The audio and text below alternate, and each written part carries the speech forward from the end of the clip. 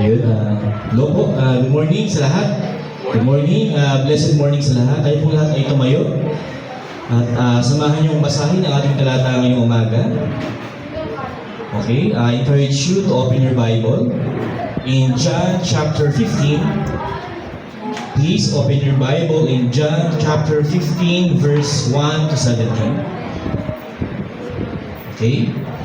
Sana lahat mayroon open Bible, no? Okay? Para at least na-follow niyo yung kada points. Okay? So basahin ko muna sa English tapos sa Tagalog. Okay? John chapter 15 verse 1 to 17. Sabi ng Panginoong Kristo, I am the true vine, and my Father is the vine dresser. Every branch in me does not bear fruit, He takes away. And every branch that does not bear fruit, He prunes, that it may bear more fruit.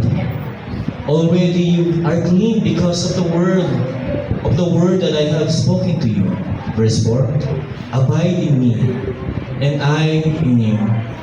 As the branch cannot bear fruit by itself, unless it abides in the vine, neither can you, unless you abide in me. I am the vine, you are the branches. Whoever abides in me and I in him, he it is that bears much fruit.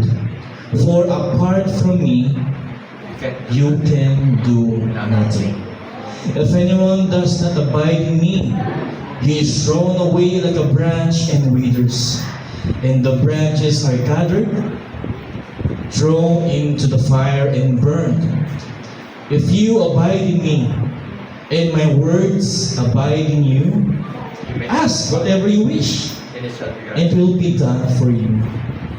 By this my Father is glorified, that you bear much fruit, and so prove to be my disciples. As the Father has loved me, so have I loved you. Abide in my love. If you keep my commandments, you will abide in my love, just as I have kept my Father's commandments and abide in His love. These things I have spoken to you, that my joy may be in you, and that your joy may be full.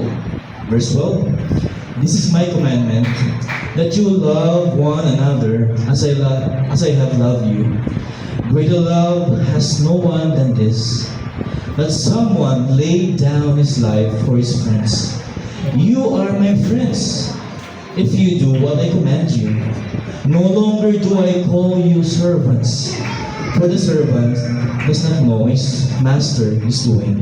But I have called you friends, for all that I heard from my Father I have made known to you. You did not choose me, but I chose you and appointed you, that you should go and bear fruit, and that your fruit should abide, so that whatever you ask the Father in my name, He may give it to you. These things I command you, so that you will love one another. At sa Tagalog, ako ang tunay na puno ng ubas, at ang aking Ama ang tagapag-alaga. Inaalis niya ang bawat sangang hindi nagbubunga, at kanya namang pinuputulan at nililinis ang bawat sangang nagbubunga upang magbunga pa ng lalong sagana. Nalinis na kayo sa pamagitan ng salitang sinasabi ko sa inyo. Manatili kayo sa akin, at mananatili din ako sa inyo. Hindi magbubunga ang sangang hindi nananatili sa puno. Gayun din naman, hindi kayo magbubunga kung hindi kayo mananatili sa akin. Ako ang puno ng ubas, at kayo ang sanga. Ang nanatili sa akin at ako sa Kanya, ang siyang nagbubunga ng sagana, sapagkat wala kayong magagawa kung kayo'y hiwalay sa akin. Ang hindi nananatili sa akin, gaya ng sanga ay itatapon at natutuyo. Ang ganoong mga sanga ay tinitipon, inihahagis sa apoy na nasusunog. Kung nanatili kayo sa akin at nanatili sa inyo ang aking mga salita, hingin ninyo ang anumang nais ninyo, at matupad iyon para sa inyo. Naparangalan ng aking Ama kung kayo'y masaganang nagbumunga at sa ganoon kayo'y nagiging mga alagad ko. Kung paano inibig ako ng Ama, gayon din naman, iniibig ko kayo. Manatili kayo sa aking pag-ibig. Kung tinutupad ninyo ang aking mga utos, mananatili kayo sa aking pag-ibig. Kung paano tinutupad ko ang mga utos ng aking Ama at ako'y nanatili sa kanyang pag-ibig. Verse 11, sinasabi ko ang mga bagay na ito upang mapasa inyo ang kagalakan ko at nang gayon ay malubos ang inyong kagalakan. Ito ang aking utos, magmahalan kayo gaya ng pagmamahal ko sa inyo. Ang pinakadakilang pag-ibig na maaaring taglayin ng sino man para sa kanyang mga kaibigan ay ang ialay ang kanyang buhay para sa kanila. Kayo'y mga kaibigan ko, kung tinutupad ninyo ang aking mga utos, hindi ko na kayo ituturing na mga alipin, sapagkat hindi na alam ng alipin ang ginagawa ng kanyang Panginoon. Sa halip, itinuring ko kayo mga alipin sapagkat kaibigan, sapagkat sinabi ko sa inyo ang lahat ng narinig ko sa aking Ama. Hindi kayo ang pumili sa akin, ako ang pumili sa inyo. Hinirang ko kayo upang kayo humayo at magbunga at manatiling ang inyong bunga. Sa gayon, ang anumang hingin ninyo sa Ama sa aking pangalan ay ibibigay sa inyo. Ito ang utos ko sa inyo, magmahalan kayo. Kaya kayo manalangin. Panginoon, salamat sa iyong salita na aming nabasa ngayong umaga. Ako po ay nang gamitin, Panginoon, bilang isang munting instrumento na sa umagang ito ay makilala ka lalo, Panginoon, ng iyong mga anak. Kanilang malaman na ikaw po ang tunay na puno ng ubas at kami ang mga sanga at hindi kami makakapamunga labas sa inyo. Kailangan po tayong manatili sa inyo at hindi kayo makapamatili sa aming sariling lakas, kundi sa biyaya lamang ni Kristo. At dalangin ko ang hindi pa kabilang sa inyong katawan, sa puno ng ubas, ay ma-engraft, Panginoon. Sila ay ma-engraft sa tunay na puno ng ubas at mamunga din kasama namin ang iyong mga anak na simbahan ko. Ito po aming samot dalangin sa pangalan po ng Panginoon sa Kristo. Amen. Tayo po yung makaupo na. So tayo po ay nasa Book of John. So ang Book of John po ay ang sinasabi ng mga scholars ay Book of Love. Okay? So kung ang book ni Matthew ay puro historical na nangyari about kay Christ, kasi si Matthew nakapost yung book niya about si Christ bilang isang hari, tunay na hari ng Israel. At kay Lucas naman ay siya yung historical Christ. Pero yung book John, puro love. Pinapakita niya yung pagmamahal ni Kristo sa simbahan. At ito naman sa chapter 13 hanggang 15, chapter 13 hanggang 15, ito yung farewell discourse. Ito na yung time na nagpapaalam na yung Panginoon sa Kristo. Okay? Nagpapasali na siya ay malapit na mamatay. Kaya marami siyang advice sa kanyang mga disciple. Advice na magmahalan kayo, manatili kayo sa akin, mamunga kayo.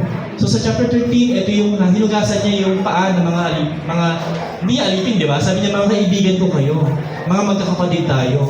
At ang ginawa niyang expression ng pagiging disipulo ay hindi yung bigati na ministry. Ako yung pastor dito, ako yung isang apostol, mga members lang kayo ng church sa Jerusalem. Pero hindi, sabi ng Panginoon sa Kristo, ako yung Kristo pero hinugasan ko yung paa niyo. Ako yung hari niyo pero hinugasan ko yung paa niyo. Ito isang halimbawa ng meekness. Iba to sa humbleness. Ang meekness ay talagang subsub yung mukha sa lupa. Na kahit na siya yung pinakamataas sa posisyon, kapangyarihan, ay kaya niyang magpakababa. Siya nga ay nakatawang tao, pinanganak sa sabsaban. Ang kanyang korona ay hindi korona ng ginto, kundi korona ng tinik. So sa chapter 13, verse 1 to 11, ay hinugasan niya yung mga paa ng kanyang mga alagad sa upper room. Ito yung Last Supper. Okay? Ito nangyari yun sa Jerusalem. At sa chapter 13 pa rin, verse 12 to 30, ito yung sabi niya kay Judas. Sabi niya kay Judas, gawin mo na. Sige na, huwag ka na mahiya. Betrayin mo na. At umalis si Judas ng gabing iyon at kinuha yung denaryo. Bayad sa kanya. At sa chapter 14, ito naman yung diniin ni Christ na yung relasyon sa Ama ay dapat nilang mapakita sa pamamagitan ng kanyang pagsunod. Hindi sa sakripisyo, kundi sa pagsunod.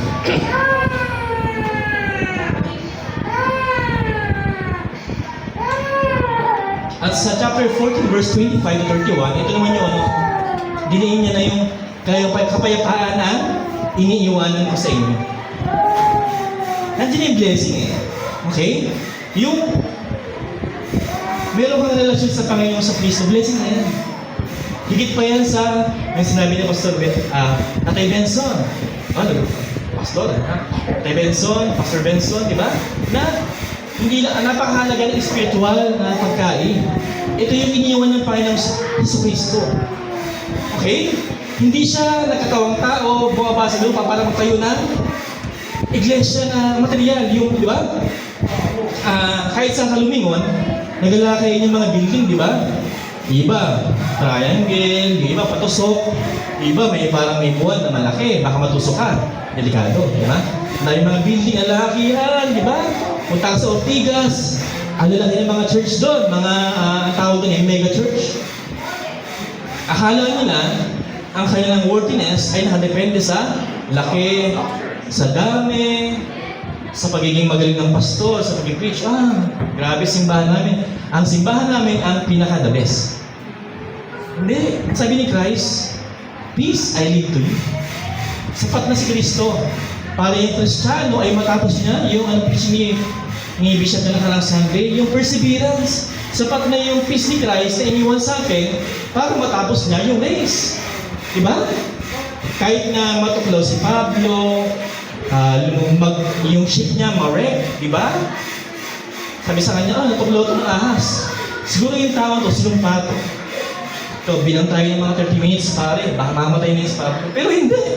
Pumunta pa ng Galacia, pumunta pa ng Corinto, pumunta pa ng Efeso. Ang dami na gawang ministry. Ang dami niya sulat na epistles. Ang dami niya natayong simbahan. Kasi may kapayapaan siya ni Kristo. So ito yung last farewell discourse ng Panginoon Kristo bago yung crucifixion. So tayo mag-focus sa ating teksto ngayong umaga. So sa John chapter 15 verse 1 to 17. So ang title na sermon ngayong umaga ay Abiding in Christ. Growing in Christ sa pamamagitan ng pananatili sa Kanya. Being still in the presence of God in Christ Jesus. So abiding in Christ. So a life of fruitfulness. Jesus' words in John chapter 17 offer a powerful reminder of our relationship with Him and the life we are called to live. So, kung mayroon kang relasyon sa Panginoong Kristo, may pagbabago sa buhay mo. May change. So, yung pagiging Christian mo, hindi lang siya basta pangalan. Okay? Hindi yan uniform. Sunday na naman, kapolo naman ako, di ba? Hindi bakit nakapolo ka at nakabrush up yung suklay mo, ay Christian ka na. O nakapalta ka, ay Christian ka na. Hindi yun. Ang pagiging Christian ay panloob. Okay? Pwede magkamali si pastor siguro si Chad, Christian to kasi ang bait din. Lagi siya nagbabasa ng Bible. Pero hindi yun. Ang pagiging Christian po ay nakabase sa relasyon sa Panginoong Kristo. Hindi sinasabi ng asawa mo, anak mo. Kahit sabihan nila na, hindi ka naman Christian kasi walang pagbabago eh. Pero yung pagsimba mo, pinapaglaban mo yung Sunday, wala akong pakialam. Ma-offend sila, basta magsisimba ako, yung tunay na Kristiyano. Pinapaglaban niya yung Lord's Day. Diba? Kaya niya, hindi i-please yung mundo. Diba? Ang sama ang tingin sa kanya ng mundo. Pero yung Diyos ang ganda ng tingin sa kanya. Kasi, obedience. Diba? Kahit na anong laki ng offering mo, pero wala ka namang pagsabi, nasan siya ang kapatid? Pastor, Gcash naman ako eh. Okay lang. Bayad naman, bayad na. Obedience is preferred. Okay. Ay, hindi ko sinusunod yung magulang ko. I follow the 10 Commandments. Na-perfect ko yung law. Simula pagkabata ako, sabi ni Nicodemus, di ba? Simula bata pa ako, na-perfect ko yung law. Hindi. You must be born again. Kailangan maging member, maging family ng kingdom, invisible kingdom of Christ. Invisible po yung kingdom. Kaya huwag kang malungkot na akala mo nangihina ka, parang wala, hindi. Yung spirito mo ay bata. Tayong lahat ay pinanganak na muli sa Panginoon sa Kristo. Yan po yung kalagayan natin. So dapat tayong manatili sa Panginoon sa Kristo. So unang puntos ay abiding in Christ. Wala nang paligo-ligo pa. Ito yung solusyon. Ito yung aplikasyon. Manatili tayo kay Kristo, hindi sa pamagitan ng lakas mo, sa sipag mo, kundi sa ginawa na. Ginawa na ni Kristo. Nasa Kanya ka na. Ang kailangan mo na lang ay maging faithful sa Kanya. May struggle yan. May struggle. Talagang mahirap maging faithful sa Kanya. Pero kaya mo. Kasi bakit? Nandiyan yung third person. Yan. Holy Spirit. The joy, faith, perseverance. Love. Sabi sa verse 1 to 5 ay Jesus is the true vine. Okay? Ito yung ministry ng Panginoon sa Kristo. Siya yung katawan. Ito ginamit na illustration ni John at ng Panginoon sa Kristo. Kasi ang Panginoon sa Kristo bilang siya gumamit ng mga illustration, mga picture. At sa context ng mga Hudyo, ito yung negosyo nila. Yung vine. Marami sa kanilang mga taniman ng ubas. Mga vineyards. So, mga pagawa ng alak. So, pag sinabi ng Panginoon sa Kristo na dahil the vine, alam nila yun. Okay? Kasi yung vine kasi, hindi lang siya isang vine. Okay? Yung vine na yun, napapalibutan ng thorn and thistles. So, mahirap hanapin yung tunay na vine. Okay? So, pwede magkamali yung isang Kristiyano. So, pa dito yung vine? Kasi parang parehas naman eh. Parehas naman eh. Ang sabi ng mundo, madaming religion, pero isa lang daw yung lead nyo, yung isa lang daw puntahan. Sige, pero hindi. Ang sabi ng Panginoon sa Kristo, I am the way, the article, the, nag-iisa. So, isa lang po yung vine. Isa lang po yung tunay na simbahan.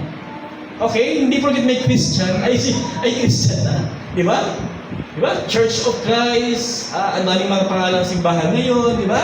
Ay, may Christian to. Ay, may krus, Christian to. Hindi. Ang sabi ng Panginoon dito sa verse 1 to 5, Jesus is the true vine. Paano mo malaman? Ang sabi sa second phrase, and the Father is the vine dresser.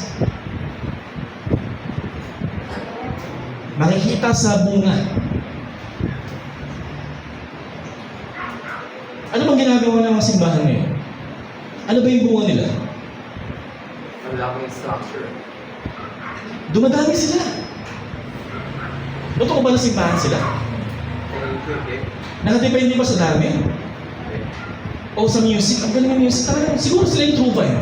Siguro sila yung true church. Kasi ang galing eh. Hindi nag-aaway-away, walang naghihirap, walang nagkakasakit. Siguro mga sila pang immortal. Hindi ba nagkakasakit eh? Hindi yun eh. Pero tignan mo yung pamumuhay nila. Ang bago na kanilang relasyon sa Panginoon sa Kristo. Mawala lang yung kayamanan nila. Nag-backslide. May nasabi lang si pastor sa pulpit.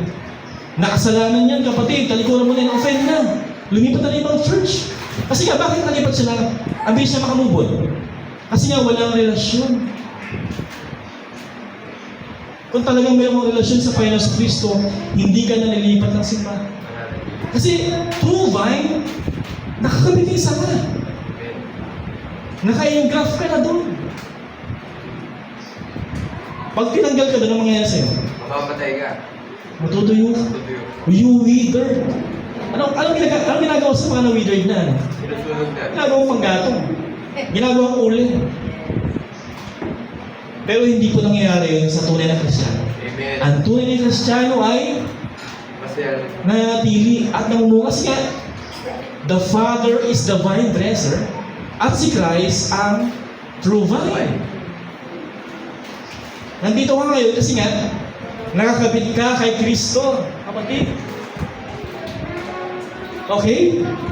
Hindi dahil na sinipag ka, gumising ngayong umaga, O dahil may responsibility sa church, may ministry ka, kung parang napilitan ka na, hindi. Kaya ka nagsimba dito, kasi nga, nakakabit ka sa atin. Iisang katawan tayo mga kapatid. Amen. Iisa yung bunga natin. Kasi mo, pastor, parang hindi ako umuha. Pero si brother, ang daming bunga. Hindi sa mukha, Ang dami niyang Sa likod. good works. Ang dami niyang mabuting bagay na ginagawa. Hindi. Ang bunga ng isa ay bunga ng lahat. Amen. Yung mga na-invite ni Sam ng mga kabataan, naka-black. Mga men in black, di ba? Di ba? Bunga ng lahat ng church niya. Di ba?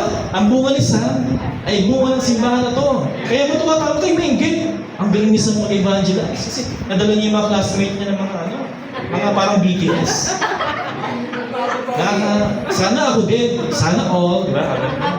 Hindi. Ang bunga ni Sam ay bunga ng lahat. Kung tayo mainggit, may bunga rin tayo. Yung mga anak mo, lumalaki na Christian. Bunga yun eh. Di ba? Nadala mo mga kapitbahay mo na chismosa, pero yung anak mo, hindi mo nadala. Di ba? Anak, magsimba ka. Ayoko. Natamad ako. O sige. O ito, cellphone ka lang. Diyan sa bahay, ingat ka. Diba? Safe naman yung anak ko sa bahay kasi may cellphone, nasa kwarto, nakalak, may TV, pero yung pinapanood niya, mga demonyo. Di ba?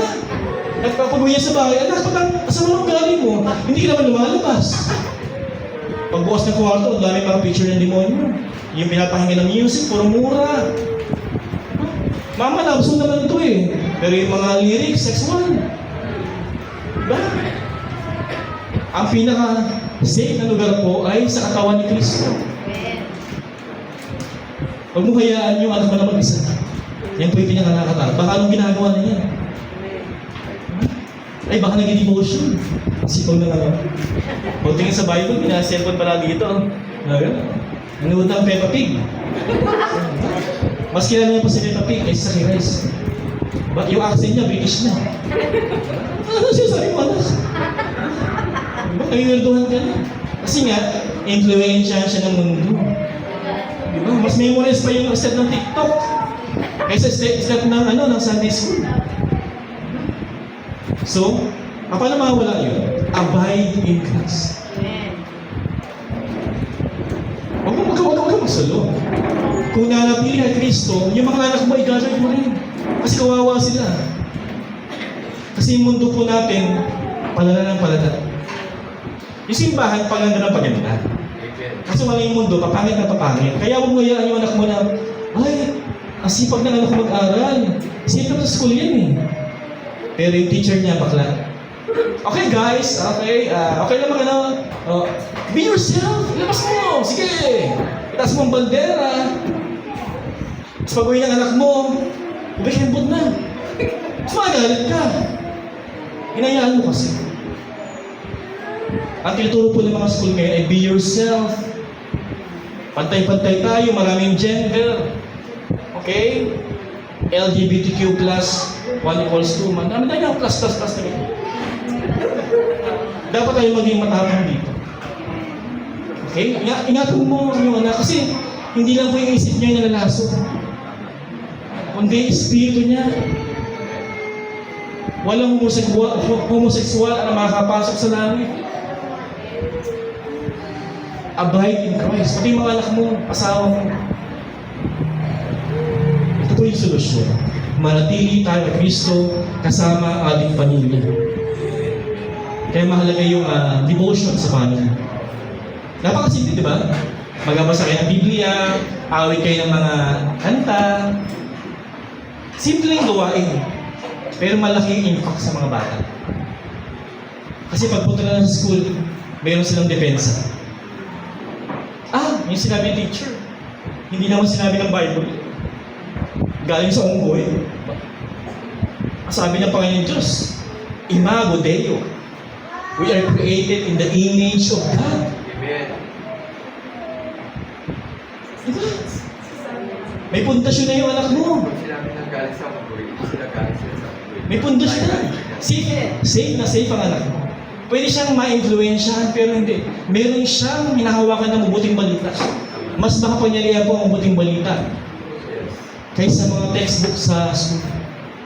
Okay? Kaya pag uwi niya, yung mga anak mo tanongin mo, ano natulan mo? Iyan mo, suriin mo. Bantayan mo. At tayo din, mga magulang. Diba? Kung paano tayo magdisiplina. Kailangan biblical. Hindi emotional. Amen? Maging tayong biblical. Kada action natin dapat based on truth. Kasi, isang desisyon mo lang na wala sa Biblia, mag-stumble ka na. Pwede maging disaster. Parang yun parang puzzle na, parang patong na. Isang pagkakamali yung lagay mo na. Ubuho mo na. Ang solusyon ko mga kapatid ay abide in Christ. Ang sabi nga sa Isaiah 5:7, ang ubasang ito ni Yahweh na makapangyarihan sa lahat ay walang iba kundi ang bayang Israel at ang bayan ng Huda, ang mga puno ng ubas na kanyang itinanim. Ang Diyos po ang nagtanim sa atin. So hindi si Pedro, hindi si Pablo, hindi si Silas ang nagpalago. Hindi ako, hindi si Bishop, hindi yung sinimang dito, kundi ang Diyos Ama ang nagpapalago sa atin. Kaya tayo nakapanatili kay Kristo. Amen? So, mas mga simpleng prayer sa bahay, bago matulog, devotion. So, hindi ko sinasabi na perfect ko yan. Pero yun ang tinatawag dito ay means of grace. Ordinary means of grace. Samantalahin niyo po yan. Yung maliit na bagay yan. Yung mga sa GC, yung mga verse na maliliit, basahin niyo. Kasi may epekto po yan sa ating spiritual. Okay? Ang isang patak ng ulan ay kaya niyang pabahain ang lugar, di ba? Isang patak ng tubig, kaya niyang tuloy ng isang baso. Okay? Ganon din tayo. Yung progress natin, kahit patak-patak-patak yan, mapupuno yan. Meron tayong progress sa mga means of grace. Sa singing, prayer, devotion, Bible studies. At pangalawang punto, bearing fruit in verses 6 to 8. Okay? The evidence of discipleship. Okay, sabi ko na natili kayo sa akin at ako sa inyo ay you will bear much fruit. Ito po yung ebidensya na ikaw ay disipulo ni Kristo. Nagbubunga. Hindi pwede hindi magbubunga ang isang Kristyano. Hindi pwede. Bakit? Pag hindi ka nagbubunga, magtaka ka na. Kasi ang Diyos ang ang vine dresser, si Christ ang true vine, tapos hindi ka nagbubunga. Ilang years na. Kaya mahalaga na iyan mo yung sarili mo, suriin mo. Ano ba? Nagbubunga ba ako? Yes, nagbubunga ka. Kailangan maging mapanuri na. Some part ako nagbubunga. Sa ministry ba? Sa family, sa work. Kasi minsan, isa lang po yung focus natin. Nakapokus tayo sa work. Okay? So hindi tayo nagbubunga sa family. Minsan nakapokus tayo sa family. Pero mabayaan mo na yung sa church. Okay? Pero mas maganda na nakapokus tayo sa family. Amen? Kasi pag madami kang bunga sa family, mas madali na mamunga sa church and work. Amen? Kasi ang family ang ating first ministry. Pastor, ang dami kong bunga. Yung anak ko, walo na. So, ibang bunga po yun. Ang sinasabi ko yung mga bata. Yung pananampalataya nila. Amen? Hindi lang nila alam yung itsura ni Noah, yung kinapulayan. Okay? Hindi yung song na lyrics, memorize na. Hindi, kundi yung mayroong basta ng relasyon sa Panginoon sa Kristo. Okay? Kasi hindi lang po tayo nangangailangan ng biyaya ng Panginoon Diyos. Kundi yung mga bata, yung mga binata dito, yung mga teens, kailangan din nila ng biyaya ng Panginoon Diyos. So, ang evidence po ng discipleship ay bearing fruit. Sabi nga sa Mateo chapter 3 verse 10, Ngayon pa lamang ay nakaamba na ang palakol sa ugat ng mga punong kahoy. Ang bawat punong hindi mabuti ang bunga ay puputulin at itatapon sa apoy. Ang bawat punong hindi mabuti ang bunga ay puputulin at itatapon sa apoy.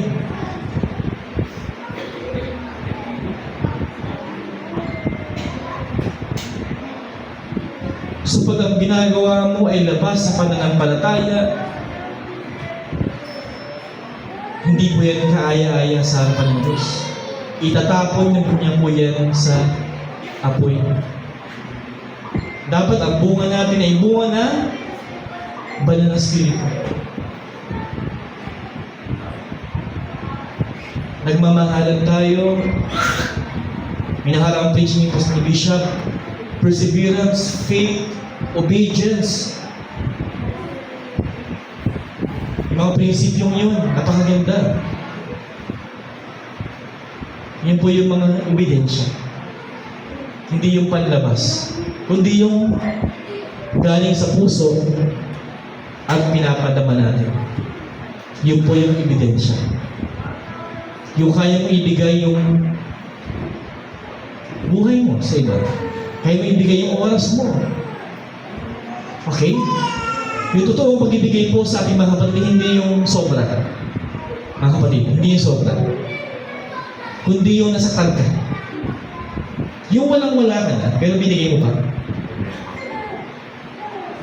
Yung parang yung nagbigay yung babae, di ba, naghulog sa na offering.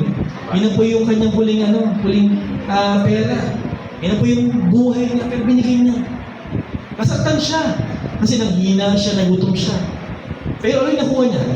Nakuha niya yung karya ng Diyos. Naging siyang miyembro ng karya ng Diyos. Naging siyang sanga ng tunay na ubas. At nagkaroon siya ng bunga.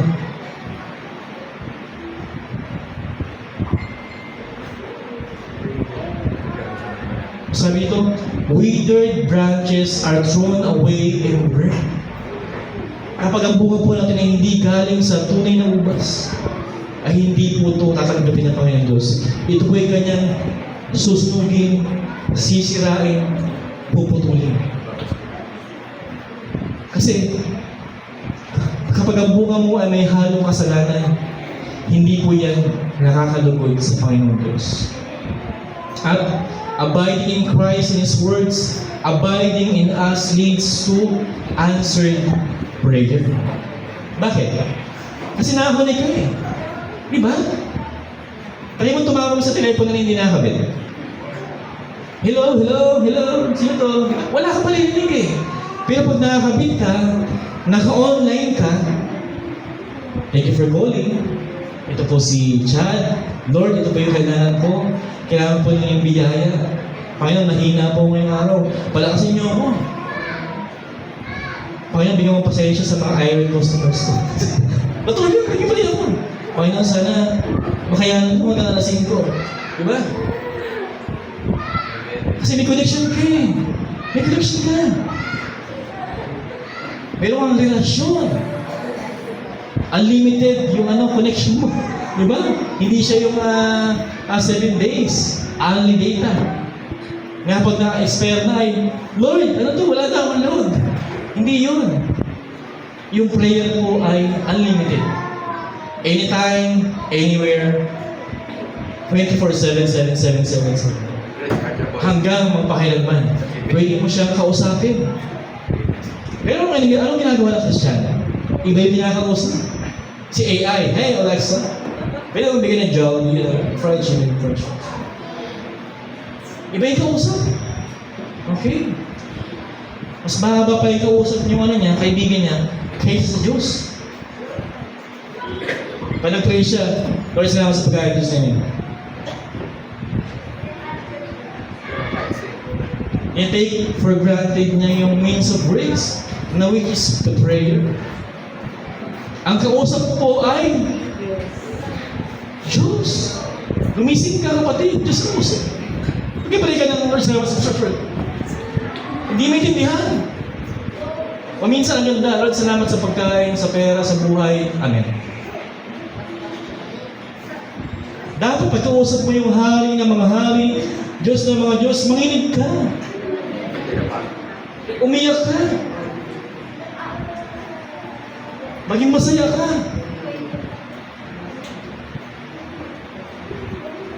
Kasi kalapastangan mo. Nag-pray ka nang wala sa puso.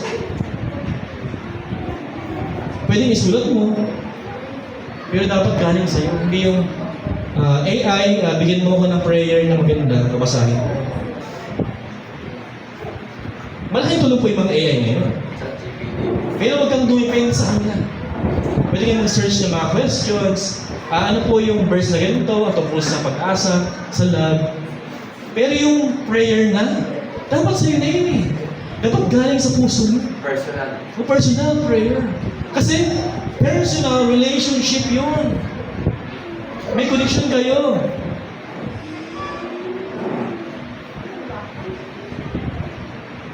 Pwede ba na sabihin mo sa asawa na, I love you, pero tulog siya? Kailangan naririnig niya. Kailangan may bigat, may pag-ibig, may takot, may hinig. Pero sabi ni Isaiah, yung nabuksan yung langit, I am ruined, I am destroyed, I am a sinner. Tapos bumaba yung uling, yung tuwang na may fire, yun ang dila, yung bibig niya, nalinis. Kasi, ano nakita niya?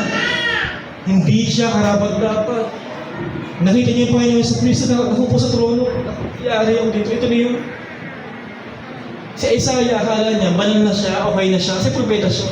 Pero yung bumukas yung langit, nakita niya yung mas banal pa. Yung Holy of Holies. Pero ang ginawa sa kanya ng Diyos, sinanctify siya. Hindi si Isaiah na sanctify na kanyang sarili, kundi Diyos ang naglinis sa kanya.